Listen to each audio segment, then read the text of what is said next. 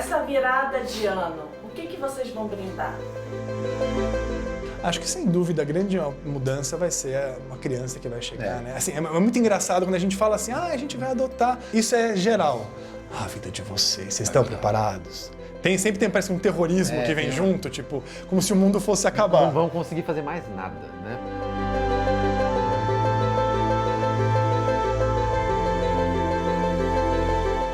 Eu tô vendo ali que a árvore de Natal já está montada. O que vocês vão brindar nessas festas de final de ano? Principalmente a saúde, eu acho, porque gerar um bebê e toda a expectativa e o nascimento, que é muito tenso, a gente quer que ele saia perfeito.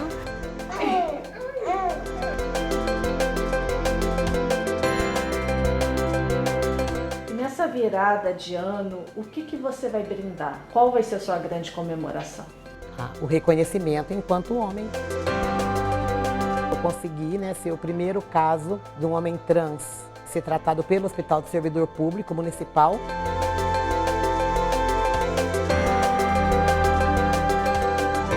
Eu vou brindar o projeto Calendárias. Vê se dá para dar um close aqui. Calendários 2017. São 12 pessoas trans, entre mulheres e homens trans, posando para a profissão dos seus sonhos.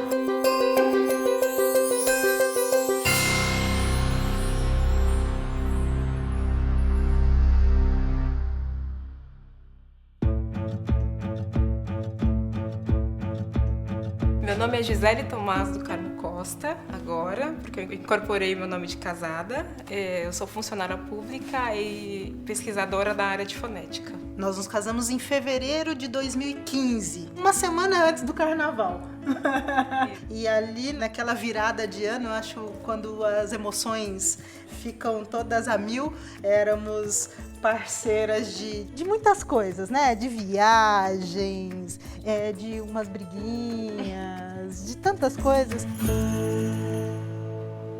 Graças a Deus, hoje em dia não há restrição. Hoje em dia o casamento é um casamento como qualquer outro. Em termos de balanço histórico, isso aconteceu desde 2011, uma decisão do Supremo, que foi um marco histórico para todo o movimento, que entendeu que se não houvesse casamento entre as pessoas do grupo LGBT, isso faria com que eles tivessem uma restrição de direitos constitucionais, porque as pessoas são livres para fazer o que quiserem. E tem uma coisa interessante do voto nesse processo específico, que é o direito à felicidade, que é uma coisa também que não foi tratada, que é uma coisa que está emprestada também da Constituição americana. A gente, quando vê filme americano e vê essas coisas todas, não, as pessoas podem ser felizes aqui na América. Isso é uma coisa que, na verdade, é uma conquista dos direitos humanos, não é uma coisa específica dos Estados Unidos, é uma coisa específica do ser humano, que as coisas, historicamente, começaram a ter uma visão em que o ser humano é importante. E dentro dessa visão, a felicidade é uma coisa importante. Não tem felicidade maior do que dentro do seio familiar. Eu pedi a Ju em casamento, né? Aquela coisa, né? Aquela coisa mais formal. E eu falei, bom, então agora vai ser pra valer, vamos ficar mesmo de verdade. Eu quero casar, de papel passado e tudo mais. Aí ela topou a ideia. O casamento que se chama de casamento gay, que é o casamento homoafetivo, ele é um casamento igual a qualquer outro casamento entre heterossexuais. Então isso não tem mais distinção nenhuma. Resolvemos muito rápido, porque conversamos logo no início do ano, né? Em janeiro e em fevereiro nos casamos, quase que em menos de 30 dias. Deixamos famílias e amigos loucos. Foi uma celebração que aconteceu aqui no nosso bairro mesmo, né? No cartório.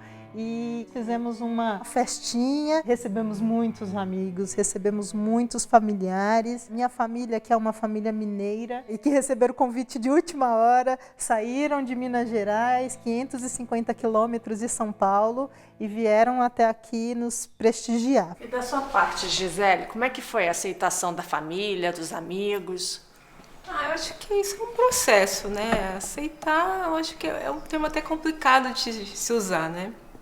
Eu acho que o importante é o respeito para com as nossas decisões, e isso foi preservado sempre por todos. Mesmo que não houver documento escrito, Você pode entrar com uma ação na justiça para demonstrar que você tinha essa união estável. Aí você traz a testemunha, você traz as fotos, você traz o Facebook, tudo que demonstra a publicidade em relação àquele casal querendo ser uma família é válido perante o processo judicial. E aí tem uma declaração do juiz dizendo essas pessoas têm união estável. Havendo essa declaração ou havendo documento escrito, a lei não diferencia se essa pessoa é LGBT, do grupo LGBT ou não.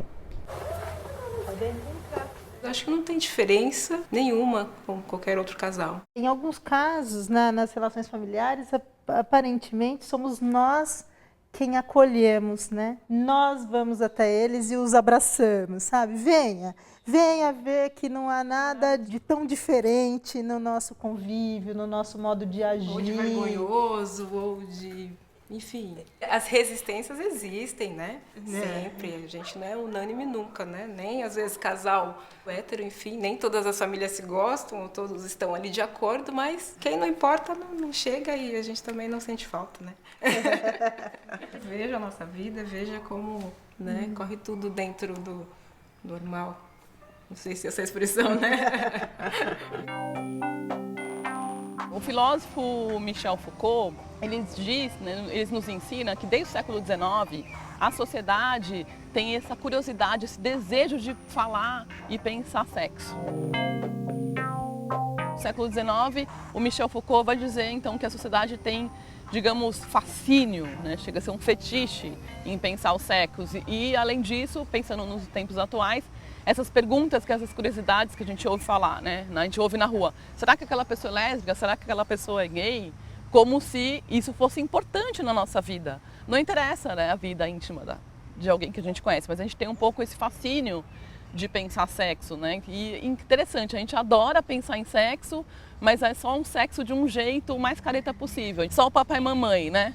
Mas muitos papais e muitas mamães a gente não pode pensar. Como que vocês decidiram ter um filho? Pergunta difícil. A gente já tinha uma certa vontade de ampliar essa família, né? Acho que um filho é mesmo uma confirmação de afetos, né? Você exercita o afeto. E a gente conversava, vamos ter um bebê. Eu aprendi com a Juliana uma coisa interessante, né? Que em dupla ou em trio, enfim, de família, tudo fica mais fácil, né? Se você tem um problema, você divide. Se você tem uma questão, você ali resolve em conjunto e a vida segue mais leve. E eu acho que eu peguei isso de verdade, né? É tudo melhor em dupla ou, no nosso caso aqui, em quarteto, né? Eu já tenho a Sofia, né? E não pareceu muito lógico tirar os meus óvulos para colocar na Juliana, tendo em vista que eu já tenho Sofia, que é minha filha biológica. Então a gente analisou a situação, bom, Juliana também é um pouco medrosa, né? Para ela ter um bebê seria um pouco mais difícil. Então a gente acordou de utilizarmos os óvulos da Juliana para eu gerar o bebê e, querendo ou não, temos essa gestação compartilhada, né? Com os óvulos dela, dentro de mim, e a gente compartilhou de tudo de uma forma bem bacana, né? O Dr. Juliano apresentou as possibilidades e nós fizemos uma escolha dentre as que existem no desenvolvimento biológico no nosso país. Gisele já tinha definido que ela que ia ser a gestadora, que ia portar a gravidez. Eu pus para elas e a gente fazer um tratamento em que as duas pudessem participar. Então, no caso, seria estimular a ovulação da Juliana, utilizando medicamentos com uma dose maior para o tratamento de fertilização in vitro. Coletando os óvulos da Ju, a gente fertilizaria com os espermatozoides do banco de sêmen para formar o embrião. E aí, quando os embriões estivessem preparados, de um modo bem sincronizado, eu já no mesmo tempo transferia esses embriões pro útero da Gisele para gerar a gravidez. Fizemos o processo ainda um outro, que é o que eles chamam de transferência. Preparei a Gi porque eu não posso deixar ela ovular aleatoriamente. Eu tive que preparar ela com hormônios utilizados via oral mesmo e também por via vaginal a progesterona. Eu deixei ela super sincronizada com o ciclo da Ju. E aí, quando a gente já tinha o embrião formado, Eu coloquei através de um catéter, como se fosse um canudinho mesmo que passa pelo colo do útero. A gente fez a injeção dos embriões lá dentro. Em algumas clínicas você sente um pouco de receio, porque às vezes é tratado como um produto, né? Gente, eu não quero pegar um boneco do forno e levar para casa, né? É uma vida. Foi muito natural, eu acho, né? Com a Juliana. Tanto a questão financeira, a gente falava, Ju, mas quanto a gente vai pagar? Afinal de contas, será que a gente vai conseguir? Tem esse mito, é caro, não é? À medida que a tecnologia vai avançando, os custos da tecnologia vão diminuindo, vão reduzindo. Então, realmente, comparado a alguns anos atrás, a técnica se tornou mais acessível. O Brasil tem uma legislação que permite um acesso um pouco menor a informações do doador do material biológico. Então, nós optamos pelo Banco Internacional. Independente de onde vem o sêmen, o processo de sêmen de doador, ele é anônimo. Não pode ser uma pessoa conhecida, não pode ser um doador conhecido. O Banco Internacional que a gente usa é dos Estados Unidos. Nos Estados Unidos, pela legislação vigente em alguns estados de lá, o doador ele pode receber uma restituição financeira por estar doando sêmen. Por existir a questão da remuneração financeira, a gente acredita que eles conseguem fazer uma seleção melhor desses doadores. Ao fazer essa opção, nós tivemos um pouco mais de acesso a dados do doador, né? Principalmente era a nossa maior preocupação com relação à saúde, evidentemente, do doador. E aí, nesse ponto, essa também é uma questão que talvez o Brasil tenha que rapidamente equilibrar, que é a possibilidade de termos mais acesso às características do doador. Quando ela vai fazer a escolha, ela tem acesso a algumas informações. Por exemplo, ela vai saber cor do olho, cor do cabelo, altura, peso, vai saber tipagem sanguínea. Até dependendo do banco de sêmen, sabe se esse doador já deu origem a um tratamento que gerou gravidez ou não gerou gravidez. De 20 a 30 dias nós já tínhamos a informação de que havíamos engravidado. Em menos de 1 hora de aviso que ela estava entrando em trabalho de parto, aquele hospital estava repleto de gente, né? Foi muito bonito perceber isso também. Então, acho que o sentido de família é afeto, é de fato uma estrutura importantíssima, que nos dá coragem. Eu acho que é essa estrutura que nos fortalece, que nos dá força para seguir e para fazer diferente, inclusive. Gael, esse bebê lindo aqui, ele está com 5 meses e já foi registrado com o nome das 2 mães, Juliana Maria Costa e Gisele Tomás do Carmo Costa. Em março deste ano, o Conselho Nacional de Justiça determinou que os cartórios registrem com o nome dos pais os bebês que nasceram a partir de reprodução assistida. E aí não importa se o casal é hétero ou homoafetivo. E isso sem a necessidade de uma autorização judicial. Mas nem por isso, Gisele e Juliana deixaram de encontrar obstáculos. Quando o Gael nasceu, eu soube no hospital que era possível fazer o registro no próprio hospital. Quando fui, ele imaginou que eu fosse tia. Quando ele entendeu que se tratavam de 2 mães e que a outra mãe estava no quarto com o bebê, ele comentou que ele não estava estruturado para fazer o registro, porque no registro ele precisa lançar a figura paterna e a figura materna.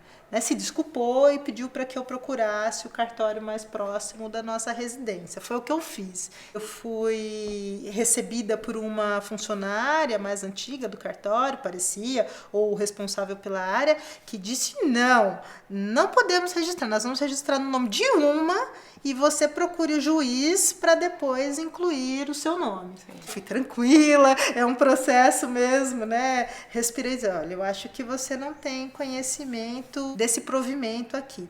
E aí ela pediu, então, o documento, foi até o computador, leu, acho que provavelmente com o advogado do cartório, e aí ela já voltou mais branda, né? Mas então, quer dizer, o Gael nasce depois desse provimento ter sido aprovado, e o cartório, que é um cartório central, não tinha conhecimento e tampouco preparo para fazer o registro. Tanto é que registramos o Gael apenas no outro dia, porque eles tiveram que adaptar seus sistemas para a inclusão dos nossos nomes como mães e não como figura paterna e figura materna. Ele já tem RG com 5 meses. RG, já tem CPF. Tudo pronto, né? Já tem tudo pronto. Olha essa mini digital do Gael, que coisa fofa. Tamanhinho da minha unha. Se a gente for pensar no caso brasileiro, qual a maior conquista que o movimento LGBT teve nos últimos anos foi o casamento homoafetivo, a possibilidade de casais homoafetivos casarem e serem reconhecidos como uma família por lei, né? Tem toda uma consequência para a herança, para os filhos, né, que eles podem ter. Então houve esse avanço. A gente firmou um compromisso mesmo de família, de seguir em frente, uma união, e a gente queria tocar a vida mesmo e fizemos tudo conforme o figurino, né? Nos casamos, tivemos a nossa festa com os familiares, aqueles que puderam vir e quiseram participar da nossa união, da nossa festa, da nossa alegria. E eu acho que a partir dali firmou-se sim um compromisso com todos e fica claro que é evidente que às vezes é aquele estereótipo, né, de somos gays, fazemos festa, ou não. Não. Acho que o Gael Você ajuda também a cuidar dele? Ajuda. Não.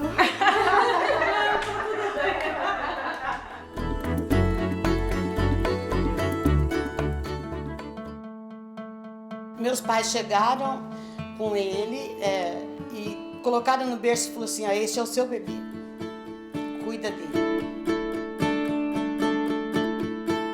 E como eu tive muito presente nos sofrimentos, hoje eu estou podendo, depois de 60 anos, eu estou podendo participar das alegrias, ainda que com dificuldades, porque a gente sabe quão difícil é essa mudança, essa transformação.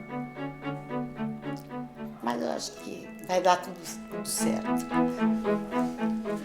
É mesmo porque não tem como eu existir de outra forma, né? Eu existo. Ele ainda é seu bebê? Ainda é. Não. Agora já é um homem, né?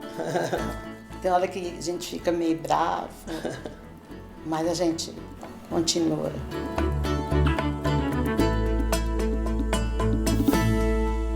Começou a partir de várias conversas que eu tive com uma pessoa. Um certo dia, ela falou, olha, primeiro você parece um menino. Mas depois, num outro momento, ela perguntou, ela falou, você é um homem. E quando ela falou, foi um choque muito grande, né? Eu falei, não. E ao mesmo tempo que eu entrava em conflito com essas questões, né, da masculinidade, eu senti um alívio tremendo, né?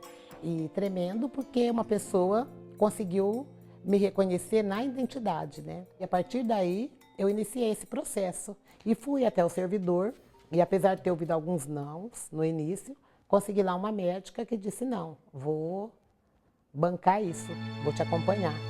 E aí eu estou sendo, né, o primeiro caso. Comecei em março essa hormonoterapia e está sendo muito bom, né? Tá sendo, acho que a maior conquista desse ano é isso, ter conseguido esse acompanhamento, porque deixa de ser uma questão só minha, né? Eu consigo que um coletivo de pessoas possam fazer uso desse recurso. Para você conseguir esse acompanhamento, você tinha que ir no CRT, que é o Centro de Tratamento, Centro de Referência Trans, e é uma fila imensa.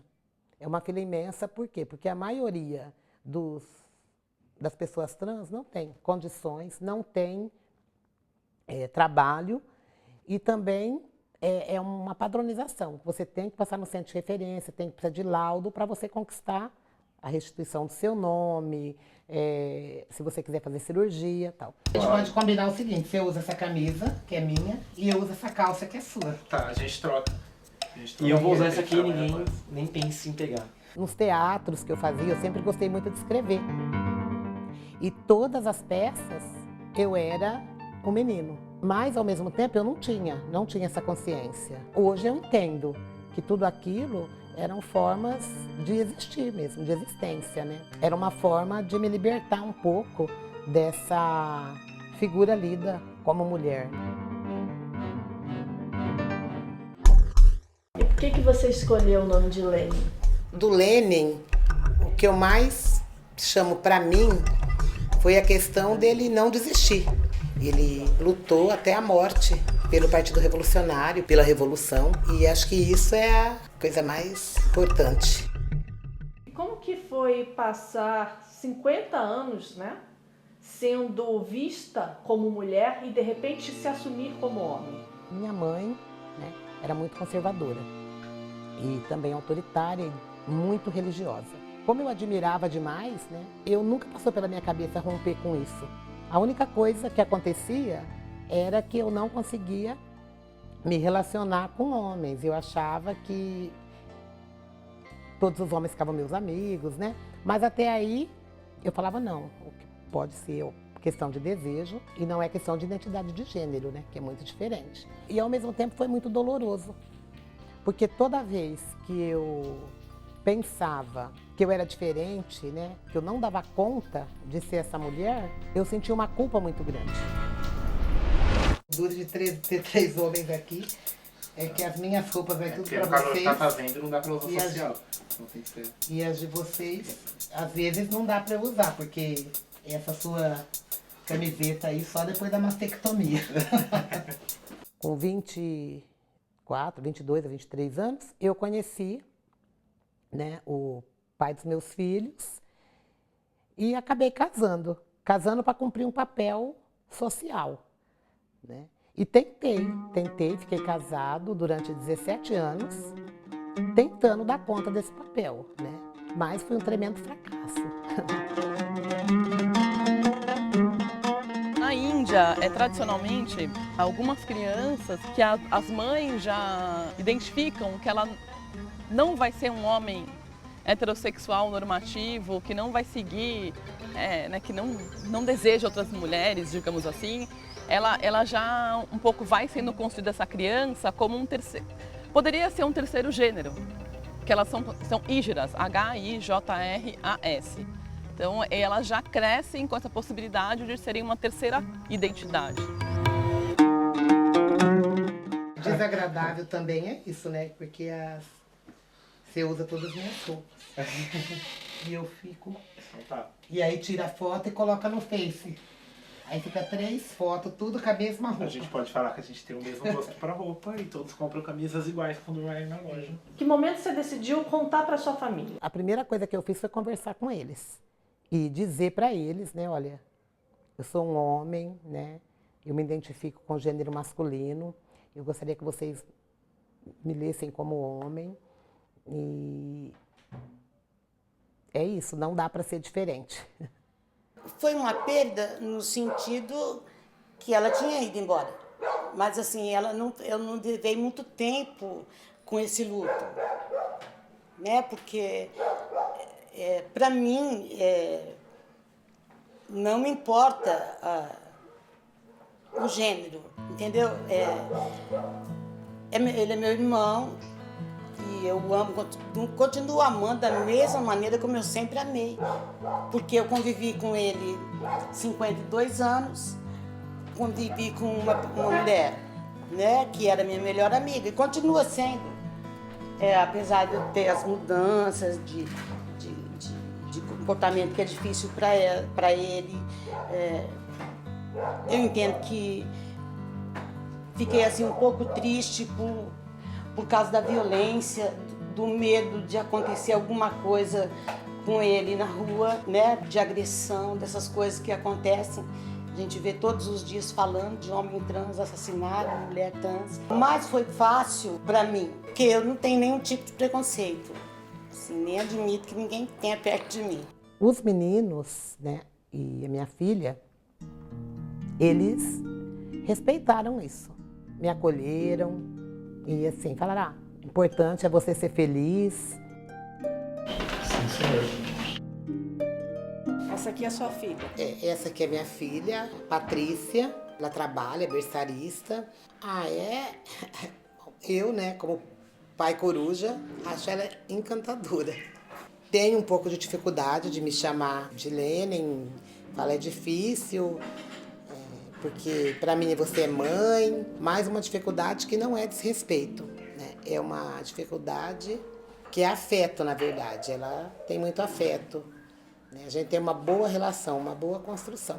Para mim foi um pouco, acho que até mais difícil do que para ele.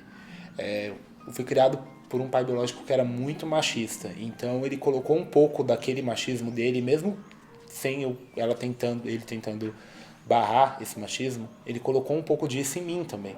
Então quando ele chegou e falou assim, olha, eu sou um homem trans e agora o meu nome social vai ser Lene, eu quero que vocês me reconheçam como homem, foi muito difícil para mim, porque eu falei, caraca, e agora? Sempre foi meu pai e minha mãe, na verdade, né? Meu amigo, tudo. Tudo que eu sempre precisei, assim, tudo que eu precisava, eu pedia pra ele, tudo. Foi uma surpresa, mas eu aceitei, tudo bem, tipo, porque eu tenho muitos amigos que se consideram também que querem passar por essa transição, eu tenho alguns amigos, tenho amigos homossexuais, e eu nunca tive preconceito, nunca fui machista, assim, com essas coisas. Pra mim não foi difícil, vou dizer que foi difícil. Eu já desconfiava porque ele já estava comprando roupas mais masculinas, ele já não se importava muito, ele já nunca foi muito de se importar com maquiagem, aí ele já não estava mais se importando mesmo. E as fotos do passado ainda, da época que você se vestia como mulher, como é que fica? Eu olho assim, acho que tudo foi um processo, né? Porque elas me trazem dor quando eu olho, né? Porque foi um período que eu negava, né, esse homem. Eu por todas as questões, mas eu negava a possibilidade de existência. Teve um período que eu usava tantos vestidos, tantos colares e tantos brincos, eu falo que parecia que quanto mais eu queria existir, mais eu usava recursos para impedir essa existência. Foi aquele baque, porque eu falei, agora ele vai enfrentar uma barra, porque é uma barra, eu sei como é, o povo é muito machista, muito violento, tanto a agressividade com palavras, quanto até fisicamente. Eu falei, eu tenho que estar do lado dele, independente de eu achar isso certo ou errado, eu tenho que estar com ele. É a vida surgindo, né? Hoje, em muito, eu me sinto assim, um menino, na verdade, né? Uma criança com a experiência de 50 anos. Foi um pouco mais difícil de eu acostumar a tratar ela como ele, né? Assim, foi um pouco difícil. Eu gosto do que eu vejo, eu gosto de mim, né? O que antes, né, eu não conseguia sentir, né? Porque você não pode ter afeto pelo que você não é. Eu tenho afeto por esse homem que eu sou. Eu ainda chamo de mãe, mas acho que vai passar para pai. Eu tento chamar de pai, porque é um pai e mãe e fica naquele meio termo. Então, para as outras pessoas, eu falo que é o meu pai, eu falo meu pai, porque é um pai e mãe, dos dois no mesmo termo. Independente do jeito da pessoa, o afeto nunca vai mudar. O amor que eu sinto nunca vai passar, né? Amor de um pai e de uma mãe que sempre me criou bem, fez o máximo de si para me ajudar em tudo que eu precisei. E nunca vai mudar esse afeto. Como é que foi por esse teu neto mais velho, de repente, não ter mais uma avó e passar a ter um avô? Ele não está aqui, ele é muito tímido. Mas eu só percebi que para ele isso tinha sido até mais tranquilo do que para os outros quando a gente saiu e eu comprei 2 carrinhos. E aí ele falou assim, obrigado, vô. Quando ele falou obrigado, vô, eu falei, olha, eu te compro todos os carrinhos aí. Quando alguém fala ela, ele fala ele. A mãe dele, né, falou, pede pra ela. Ele falou, pede pra ele. A criança ela é desconstruída de qualquer tipo de preconceito. O preconceito está na cabeça do adulto. A minha carreira profissional eu construí antes da transição. E eu tenho consciência que isso é, de certa forma, um facilitador para mim. Coisa que as pessoas trans não têm, né? São 13 milhões de desempregados hoje. E é claro que se surgem vagas, para quem é que vai o emprego? Para o trans ou para o cis? Para o trans, que ainda não tem nem o reconhecimento legal do seu nome. Cristiane de Oliveira Falcão nem sempre foi chamada de Cris. Mesmo com o apoio da mãe, do enteado e do marido, com quem está casada há 27 anos, Cris teve que esperar a decisão da justiça para assinar como realmente se reconhece. Esse ano de 2016 eu consegui, depois de 3 anos de luta e muita batalha na justiça, eu consegui ser reconhecida o meu gênero e o meu nome civil no meu registro civil. Antigamente tive muitos preconceitos, sofri muito bullying por ter a aparência feminina e o nome no registro na identidade masculina. Mas a partir de hoje eu não passo mais por isso. Se eu quiser me casar amanhã, eu estarei fazendo um casamento hétero.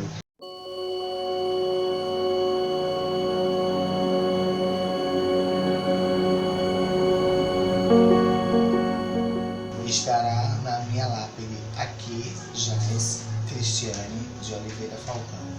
Isso é muito bom. E na escola eu já solicitei também esse tratamento desde o começo. Aí eu falei, sou professor Lenin e sou transexual. Vocês já ouviram falar de transexualidade? Não, eu falei, então, nós vamos conversar na perspectiva do conhecimento. Outro dia eu entrei, uma criança nova na sala do 1º ano, falou assim, nossa, mas ele, que eu não fiz ainda a mastectomia, ele tem peito? Aí a outra criança falou assim, você não sabe que tem homens com vagina e mulheres com pênis? Professor Lenin, discutir essa questão com criança vão formar pessoas melhores, eu tenho certeza absoluta. Hoje são poucos os amigos, porque algumas pessoas se afastaram por preconceito, por transfobia. Porque quando você se transiciona, as pessoas acham que você tem que compreender o desrespeito do outro. Não é o outro que tem que te respeitar. Você tem que compreender porque o outro não te respeita. Esse é o bebezinho que chegou em maio. Quando eu olho para ele, eu vejo a perspectiva, né? De que as coisas podem ser diferentes, que as pessoas podem ser diferentes. E está sendo também uma ótima relação de avô, né? Eu tenho um cuidado maior com ela, de realmente olhar para ela e ver que é uma mulher e que tem um gênero diferente do meu.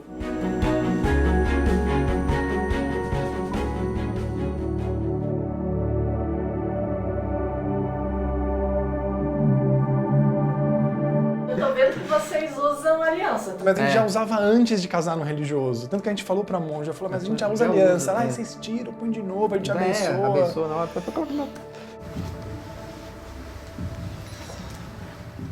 A nossa história toda ela é meio... torta. Ela é meio fora do padrão, porque de fato a gente se conheceu num trabalho fora de São Paulo, que era de alguns meses, e quando a gente voltou pra São Paulo, ele já veio morar aqui de cara. Porque eu falei, ou vai dar muito certo ou vai dar muito errado. E deu muito certo. Não tá certo. Tá certo, não é no dedo. Então, você vai com o nome da pessoa. Aí a gente achou a parte civil uma coisa muito fria. E como o Flá é budista, a gente foi conversar com a monja. E aí o discurso dela super bateu com o que a gente queria, que a gente estava entendendo. E também a cerimônia religiosa em si serviria como um documento para fundamentar e estabelecer a nossa união. Então, começamos por aí. Muita gente pergunta, o que mudou depois que vocês casaram? Eu falo assim, olha, o sofá. Porque o sofá ficava num lugar, a gente deu uma festinha aqui, afastou o sofá, falei, olha, ficou bom. E foi isso que mudou na nossa vida, só depois do papel. O resto continua a mesma coisa, mas para as pessoas, parece que ele mudou o nosso status mesmo. Se você for pensar, desde a Grécia havia relações entre homens, né, entre cidadãos gregos, que não eram consideradas relações afetivas, homoafetivas nos termos como a gente tem hoje, né, mas eram relações entre homens. Né? Então não havia esse tipo de, digamos, preconceito. Mas as mulheres eram vistas, digamos, como não cidadãs.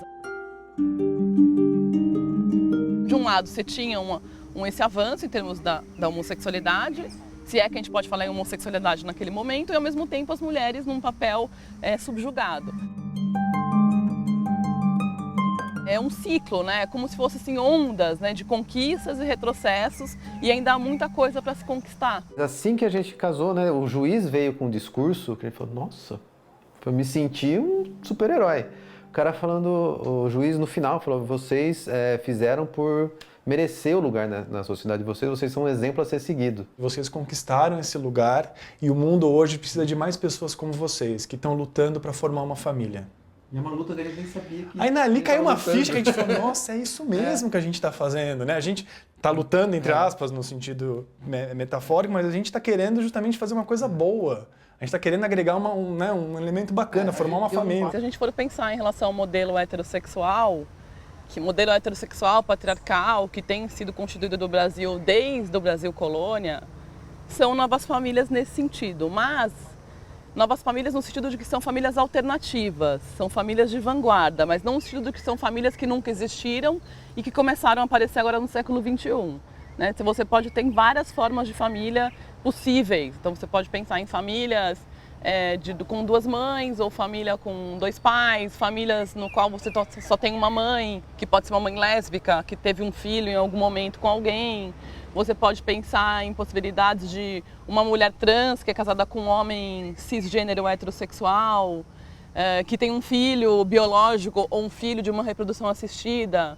Então há múltiplas possibilidades de relações, digamos, não só homoafetivas, mas relações plurais. Eu acredito que casais de lésbicas, casais gays, casais trans, eles têm tido mais visibilidade, ou seja, eles estão mais confortáveis para se expressarem fora do espaço da vida privada. Eu um dia tive um insight particular, eu nem conhecia o Roger ainda. Eu estava aqui nesse apartamento, um final de tarde, etc e tal. Eu falei, gente, olha onde eu cheguei na minha vida. Começou assim. Falei, consegui uma casa, tenho um bom emprego. E imediatamente eu me remeti à minha família. Falei, eu só consegui chegar até aqui porque alguém algum dia cuidou de mim e me deu possibilidades, não só de estudar, como de me alimentar, para eu conseguir chegar até aqui. Eu não posso não fazer isso por alguém. Num primeiro momento foi isso, eu preciso retribuir isso, eu preciso dar essa oportunidade para alguém também de se achar na vida. Eu falei, Roger, é o seguinte, eu vou te falar exatamente o que passa na minha cabeça desde o primeiro encontro. Que aí, se você não gostar, você já sai correndo agora. E aí a gente nem se envolve, porque eu não quero que você descubra isso daqui 3 meses. Então, tô pensando em adotar uma criança. Esse dia eu travei. Ele, opa! Falei, ó, cheguei no limite dele, acho que ele... Mas é que na época em si eu não tinha relação com a minha família 100% como eu tinha hoje, não tinha saído...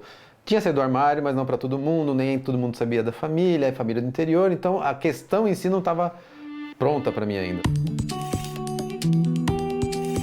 Esse quarto aqui tem vários brinquedos de vocês, né? Eu tô vendo ali... Tá, tem mais até do que deveria, porque, na verdade, essa criança nem recebeu presente de ninguém. Imagina quando chegar, e a gente não gosta muito de acumular coisas. A minha mãe já quis dar um carrinho, a mãe dele já deu alguma coisa. Mas, basicamente, o que tem aqui é dos... Castelo e Grayskull foi esse aqui que tem aqui. Eu passei a minha infância inteira brincando com isso. Um clássico, né? Um clássico. Minha mãe fala que foi o melhor investimento que ela fez comigo. Ficar quietinho, só brincando. A família tá na maior expectativa, porque a gente que vai trazer a nova criança pra de volta. Esse bichinho, deixa eu contar a história. Esse bichinho aqui foi... Esse tem história. Porque eu deixei... Tava com um amigo filho da minha amiga, em Americana, de onde eu venho. O menininho tava com 2 anos de idade e ele pirou nesse boneco. Falei, pode brincar com ele, fica com ele. Toda vez que eu encontrava com ele, ele falava assim, tio Roger, tô cuidando do seu bonequinho, tá lá na minha casa, mas tá tudo bem com ele. Muitos anos, né? Então, ele ficou com isso com uns 2 anos. Agora, a última vez que eu fui pra Americana, ele tá com 7 anos, ele me devolveu e falou assim, minha mãe falou que você vai ter um filho agora, então toma de volta. Eu falei, pô... A gente sabe que a gente, na nossa família homoafetiva, não temos a figura feminina da mãe. Tem o amor que une a gente, tem o cuidado, tem o carinho, tem a rotina do dia a dia. Isso tudo une a gente como qualquer outra família também. Agora, eu não vou dizer que não tem uma diferença, porque a diferença eu acho que ela é muito mais externa do que interna. É claro que a nossa família, perante a sociedade, perante aos outros, é diferente. Eu acho que a nossa família, ela vai enfrentar questões que outras famílias não enfrentarão. O segredo é tratar o assunto com naturalidade. Não tem melhor forma de fazer isso. Vocês têm vários livros aqui e alguns como esse daqui, né? Meus Dois Pais. Esse livro da família é muito interessante, porque ele fala da família como um todo. Então não é só a família homoafetiva. É justamente aquilo que a gente falou. Algumas famílias são grandes, outras são pequenas. Vão falando dos vários tipos, todos são da mesma cor, às vezes não são. Você introduz o assunto da diferença para a criança de uma forma que ela vai entender também. E o que eu achei mais legal é que quando a gente foi comprar, estava em falta. E a moça falou assim, nossa, tem saído bastante. Eu achei genial, falei, gente, um livro desse tá em falta e ter saído bastante é sinal de que as pessoas estão se interessando em ler esse tipo de coisa ou presentear alguém com isso. Para minha família também vai ser uma novidade. Ter um neto dentro dessa família, que veio de uma família que a gente não conhece direito, de adoção, como é que isso funciona. Acho que tudo isso é um aprendizado que só quando acontecer a gente vai saber, né? Quando os grupos de teatro chegaram na Praça Roosevelt, há mais ou menos 15 anos, este local aqui era reduto de travestis e pessoas trans. Com o aumento dos aluguéis, por causa da valorização da área, elas acabaram indo embora. Mas hoje, uma escola de teatro tenta trazê-las de volta. Era um aluguel muito barato, ninguém queria morar no centro da cidade. E havia aqui também um único bar de travestis. E a gente vai sentindo uma limpeza, porque os bares que vão abrindo, os outros teatros que vão chegando, são lugares higienicamente frequentáveis. 10% dos funcionários desse lugar serão travestis transexuais. Então a gente colocou isso no escopo do nosso projeto. Nós empregamos com contrato CLT, 13º, carteira assinada, vale alimentação, vale plano de saúde, etc. Boa tarde. A gente tem mais de 80 colaboradores hoje. E a gente tem 7 transexuais trabalhando com a gente. Aqui eu sempre falo que aqui é a minha casa, é a minha vida, em todos os sentidos. Porque eu estou exercendo aquilo que eu gosto, né? E eu exerço com orgulho, né? Porque eu sei o que eu passei para chegar até onde eu estou, né? Eu sou Renata de Moraes Pessoa, mas sou conhecida como Renata Peron. Eu falei o nome civil porque eu já consegui fazer a mudança. Então, legalmente eu sou Renata de Moraes Pessoa e artisticamente, politicamente, eu sou conhecida como Renata Peron. Eu sou assistente social, sou cantora de música popular brasileira. Não me incomoda que você me diga que a sociedade é minha inimiga.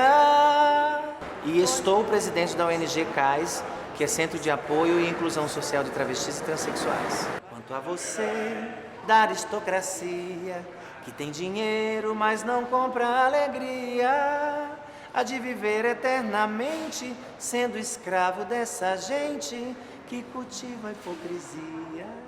Eu trabalho através de um projeto de cotas que o Ivan Cabral criou quando criou a escola. No próprio regulamento da escola, ele criou 10% de vagas para travestis e transexuais. Então eu estou aqui através dessa cota. O que eu posso dizer delas é que é impressionante a capacidade de trabalho que elas têm. Porque eu acho que elas foram tão massacradas e foi tão difícil chegar onde elas chegaram, que quando elas têm uma oportunidade, elas abraçam aquilo com o maior amor do mundo, assim. Que os livros são uma área temática de arte cênica, tudo referente à arte de teatro. Elas entram em geral, até hoje foi assim, sempre pela recepção. Mas a gente já tem travestis e transexuais trabalhando em outras funções dentro do projeto. Tudo referente à arte cênica, literatura de vários países. Eu te juro, eu te asseguro, qualquer coisa que eu peça para elas agora, elas vão fazer. Nossa, esse trabalho aqui é importantíssimo para mim, como se diz. É muito difícil uma empresa dar oportunidade para travestis transexuais, né? É como eu sempre digo, que a SP Escola de Teatro é um exemplo para tantas outras empresas, porque quando eu não trabalhava, eu costurava para fora, mesmo assim eu procurava emprego e não conseguia. Sempre as portas eram fechadas para mim. No informal a gente já faz shows, outra é cabeleireira, outra não sei o quê. Mas e os direitos trabalhistas garantidos? Vamos trabalhar 16 horas por dia durante os próximos 5 meses. Não tenha dúvida que elas vão embarcar, porque elas acreditam no nosso projeto, elas estão aqui com amor, elas estão... E isso você não encontra em qualquer lugar, não é qualquer cidadão que vai dar a sua vida, a sua alma por uma oportunidade como essa. Agora, o ano que vem, eu pretendo realizar um curso técnico assim, online ou então presencial de arquivo, para mim me aperfeiçoar mais no meu trabalho de arquivo, porque eu só sei o básico assim, né, que me passaram. É como se elas tivessem passado a vida inteira esperando uma oportunidade, e quando você dá essa oportunidade, você tem o coração, a alma inteiro delas. Eu vivi como gay até os 27 anos, hoje eu tenho 39. Eu só fui assumir a minha identidade de gênero aqui em São Paulo, quando eu vim nos 27 anos. A minha relação com a minha família, eu não tive. Então não posso dizer que eles foram cruéis, ou que eles foram ruins, ou que eles foram isso e aquilo, porque eu saí de casa muito cedo. A minha mãe morreu, eu tinha 7 anos. Eu sigo muito uma música que fala: meus irmãos perderam-se na vida em busca de aventura. Todos nós saímos assim. Então eu não tive tempo de contar que era gay, ou que era trans, ou que era nada. Porque eu fui morar na casa de amigos, de primo, de parente, não sei o quê, e eu fui me distanciando deles quando eu percebi que isso iria fazer muito mal a eles, porque umas cabeças muito pequenas, pessoas muito retrógradas, muito atrasadas, não ia entender essas diferenças. Hoje, em 2016, você vê a quantidade de gays, travestis, de lésbicas que são assassinadas, porque as famílias não as acolhem por não aceitar a diferença da sua identidade de gênero. Imagina isso há 25, 30 anos atrás. Então eu fiz uma escolha. Bom, eu vou assumir a minha transexualidade, porque eu já sei que sou. Agora eu tenho uma escolha de não estar perto deles para não ter que sofrer mais. Então eu me distanciei deles. Quem você considera a sua família hoje? Aí eu tenho o Dimitri, que eu tenho como irmão, eu tenho o Renan e o Esdras. E eu tenho a Paloma, que é uma amiguíssima. Oi, querida. gente, tudo bom? Maravilhosa. Dá uma mensagem para 2017. 99% é expulsa de casa quando assume sua identidade de gênero. Né? E isso é muito triste, né? Porque pensem bem, como seria se nós estivéssemos no seio familiar? Acho que muito sofrimento seria poupado, né? Então, assim, a família é a base, né? Claro que não é uma família perfeita, mas a gente sente muito essa falta e isso repercute em toda a nossa vida, em todos os aspectos, né? Emocional, físico, social, enfim. São os meus melhores amigos. Se eu estou doente, quem cuida são eles. Se eles estão doentes, quem cuida sou eu. Se um viaja, quem cuida do cachorrinho sou eu. Então é uma relação de família. A gente não mede esforços para um ajudar o outro, um socorrer o outro em momentos de necessidade. E família é algo que não só biológico, mas é algo que a vida nos dá. E a Renata é algo que a vida me deu, que me faz muito bem, que eu gosto muito dela, que por mais que ela tenha os defeitos dela, eu gosto dela do jeito que ela é. E é Entendeu isso, que gente. isso é modelo de família. Feliz 2017 para todo mundo, Feliz Natal. E essa é a família que o universo trouxe para mim. Beijo.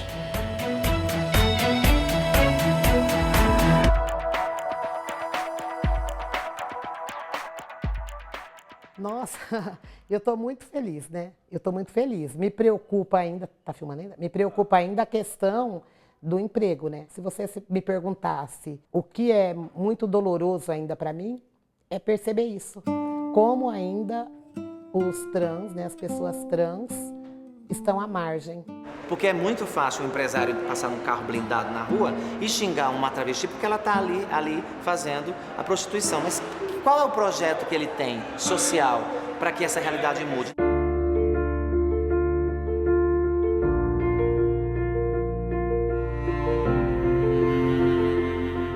Quando nós ganhamos esse prêmio de políticas públicas da revista Cláudia, nessa 21ª edição, premia uma mulher travesti, periférica, nordestina, com toda a história de vida que nós temos. Isso é sinal que 2016 ele foi realmente positivo.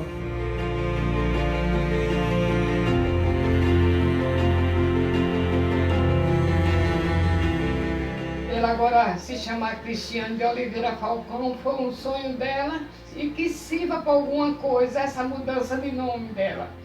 Assim espero e peço a Deus que ela seja feliz com isso. Para vocês, um final de ano maravilhoso e um 2017 com menos transfobia, homofobia, LGBTfobia. Eu aprendi com minha mãe que a felicidade dos filhos vem em primeiro lugar.